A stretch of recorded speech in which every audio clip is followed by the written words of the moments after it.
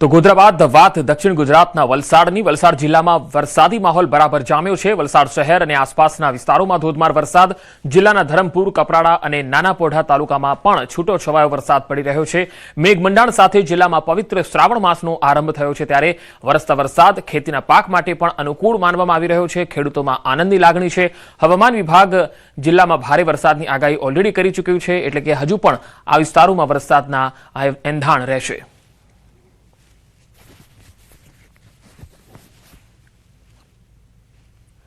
વાત હવે ઉત્તર ગુજરાતની કરીએ તો અહીંયા બનાસકાંઠાના વડગામ તાલુકાથી આવી રહ્યા છે અહેવાલ। વડગામ તાલુકાના જલોત્રા ગામમાં મેઘરાજાએ ધમાકેદાર બેટિંગ કરી છે અને માત્ર 4 જ કલાકમાં 3.5 ઇંચ જેટલો વરસાદ ખાબક્યો। ભારે વરસાદને પગલે ગામના મુખ્ય માર્ગો અને નીચાણવાળા વિસ્તારોમાં વરસાદી પાણી ભરાઈ જતા જનજીવન પર અસર જોવા મળી। લાંબા વિરામ બાદ જિલ્લામાં વરસેલા વરસાદથી ચોમાસુ પાકને નવું જીવનદાન મળવાની આશા છે। વરસાદના કારણે ખેતરોમાં પાણી પહોંચતા ખેડૂતોમાં ખુશીની લહેર પણ જોવા મળી છે। વધુ માહિતી મેળવીએ સંવાદદાતા બનાસકાંઠાથી કિશોર તુવર જોડાયા છે। કિશોર, વડગામની અંદર જ વરસાદ છે કે બાકીના તાલુકાઓમાં પણ અત્યારે વરસાદ પડી રહ્યો છે? ચોક્કસથી વખત ગઈકાલે જે વડગામની અંદર વરસાદ પડ્યો હતો તેને લઈને લોકોમાં ખુશીનો માહોલ છે, કારણ કે વડગામ વિસ્તારની જે દરિયા વિસ્તાર છે તે વિસ્તારોની અંદર 4 કલાકમાં 3 ઇંચ કરતા પણ વધુ વરસાદ ખાબક્યો હતો। તેને લઈને અનેક જે નીચાણવાળા વિસ્તારો હતા તે વિસ્તારોની અંદર પાણી ભરાયા હતા અને પાણી ભરાતા જે જનજીવન પણ અસ્તવ્યસ્ત બન્યું હતું। પરંતુ મહત્વની વાત તો એ છે કે લાંબા સમયથી ખેડૂતો જે વરસાદની રાહ જોઈને બેઠા હતા અને વરસાદ વરસતા ખેતીના પાકને જે છે તે સજીવન બન્યા છે। પંકજ જી કિશોર, આભાર માહિતી આપવા માટે। તો બનાસકાંઠાથી જલોત્રા ગામથી અહેવાલ આવી રહ્યા છે। હવે આગળ વધીએ વાત 2 દિવસ કેટલાક જિલ્લામાં અતિ ભારે વરસાદની આગાહી છે। આજની જો વાત કરીએ તો આજે દાહોદ, છોટાઉદેપુર, નર્મદા અને તાપીમાં ધોધમાર વરસાદની આગાહી છે। છૂટાછવાયા સ્થળો પર ભારે વરસાદ પડી શકે છે। હવામાન વિભાગે આગાહી કરી છે આગામી 7 દિવસ અહીંયા મધ્યમ વરસાદની સંભાવના રહેશે।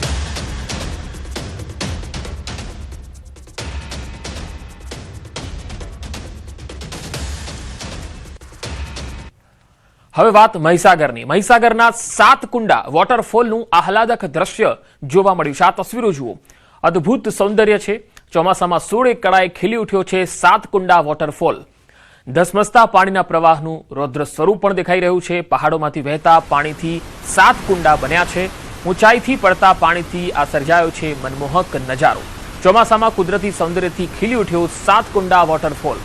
ધસમસતા પાણીના પ્રવાહનો અદ્ભુત નજારો જોવા મળી રહ્યો છે।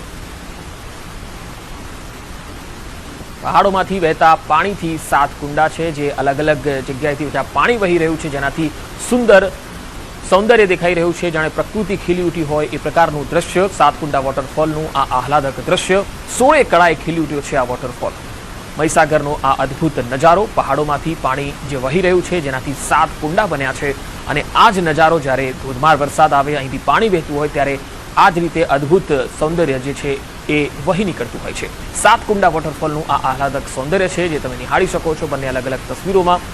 સાતકુંડા વોટરફોલના આ દ્રશ્યો જે 16 કળાએ ખીલી ઉઠ્યો છે। મધ્યપ્રદેશના ખંડવા જિલ્લામાં છેલ્લા 48 કલાકથી વરસી રહેલા ભારે વરસાદને કારણે નદી નાળા છલકાયા છે। અનેક માર્ગો પર પાણી ફરી વળ્યા છે। સુક્તા ડેમના 4 ગેટ 1-1 મીટર ખોલાતા સુક્તા નદીમાં જળસ્તર ઝડપથી વધ્યું છે। પુનાસા અને પંધાના વિસ્તારમાં ખેતરોમાં ઘૂંટણસમા પાણી ભરાતા પાકને નુકસાન થયું છે, જ્યારે સોમગાંવ કરોલી માર્ગ ઘોડાપુરના કારણે બંધ કરાયો છે। ખંડવાના રેલવે અંડરપાસમાં 2 વાહનો પાણીમાં ફસાઈ ગયા હતા, જો કે ચાલકો સુરક્ષિત બહાર નીકળી ગયા। જિલ્લામાં સરેરાશ 89.4 મિલીમીટર વરસાદ નોંધાયો છે। વહીવટી તંત્રએ નીચાણવાળા વિસ્તારોમાં એલર્ટ જાહેર કરીને લોકોને પાણીના તેજ પ્રવાહથી દૂર રહેવા અપીલ કરી છે। ये हुआ है, मेरे आगे की जो गाड़ी जा रही थी उसके पीछे मैंने भी गाड़ी डाल दी थी, पर वो अगली गाड़ी बंद हो गई, उसके कारण मेरी गाड़ी रुक गई थी। अब रुकने में मैंने इसी चक्कर में पीछे लिया। मैंने कहा यार ऐसे नहीं फंस जाए आगे जाके, वो आगे फंसने के चक्कर में इधर उतर गई बेदरे में।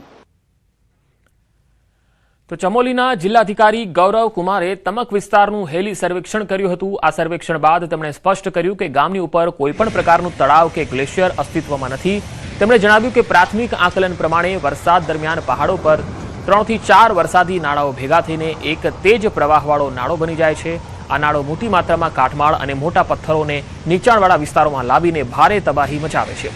પરિસ્થિતિનો સચોટ અને વૈજ્ઞાનિક અહેવાલ તૈયાર કરવા માટે ટૂંક સમયમાં વૈજ્ઞાનિકોની એક ટીમને ઘટના સ્થળે મોકલવામાં આવશે।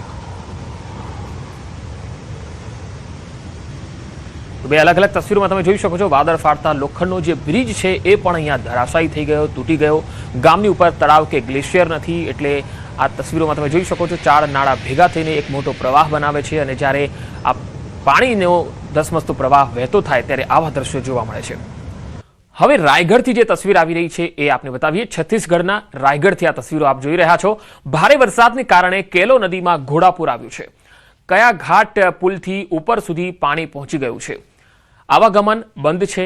કેલો ડેમના ગેટ ખોલાયા બાદ નદીનું જળસ્તર સતત વધતું જઈ રહ્યું છે। વહીવટી તંત્ર દ્વારા આસપાસના વિસ્તારોમાં એલર્ટ જાહેર કરાયું છે।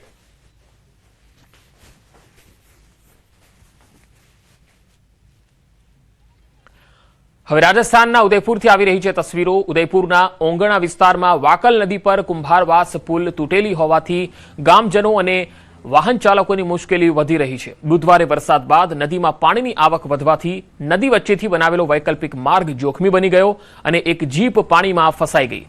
ટ્રેક્ટરની મદદથી જીપને બહાર કાઢવાના કલાકો સુધી પ્રયાસો કરવામાં આવ્યા, પરંતુ સફળતા મળી નહોતી। આ ઘટનાનો વિડીયો સોશિયલ મીડિયામાં વાયરલ થયો છે। ગામજનોએ તૂટેલી પુલિયાનું વહેલી તકે નિર્માણ કરાવવા અને ત્યાં સુધી સુરક્ષિત વૈકલ્પિક માર્ગ બનાવવાની માંગ કરી છે।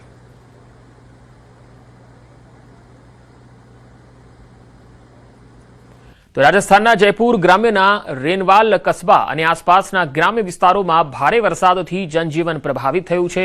રેનવાલના અનેક વિસ્તારોમાં પાણી ભરાઈ જતા રસ્તાઓ દરિયામાં ફેરવાઈ ગયા। અંબેડકર કોલોની, મુખ્ય બજાર, બાગ ચોરાહા, કિસાન મંદિર અને બસ ડેપો નજીક જળભરાવથી રાહદારીઓ અને વાહન ચાલકોને મુશ્કેલી પડી। સ્થાનિકોના જણાવ્યા મુજબ નાળાની યોગ્ય સફાઈ ન થવાથી પાણીનો નિકાલ ઝડપથી થઈ શક્યો નથી।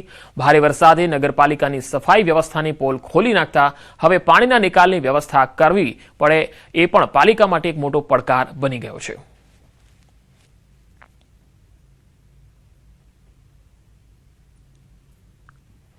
તો રાજસ્થાનના બારા જિલ્લાથી પણ તસવીર આવી રહી છે। બારા જિલ્લામાં છાબડા પંચાયત સમિતિ વિસ્તારમાં ફૈજપુરા પીપલુ સરહદથી તેલની સરકારી ઉચ્ચ માધ્યમિક શાળાએ જતા 100 થી વધુ વિદ્યાર્થીઓ વરસાદ દરમિયાન નદી નાળા પાર કરીને જીવના જોખમે શાળાએ પહોંચવા મજબૂર છે। ગામજનોએ જૂન જુલાઈમાં 2 વખત રસ્તા અને નાળા પર પુલિયાના નિર્માણ માટે રજૂઆત કરી। પીડબ્લ્યુડી દ્વારા સ્થળોનું નિરીક્ષણ અને માપણી કરવામાં આવી હોવા છતાં હજુ સુધી કામ શરૂ થયું નથી। ગામજનોએ વહેલી તકે આશરે 1 કિલોમીટર રસ્તો અને પુલિયા બનાવવાની સાથે ત્યાં સુધી વૈકલ્પિક વ્યવસ્થા કરવાની માંગ કરી।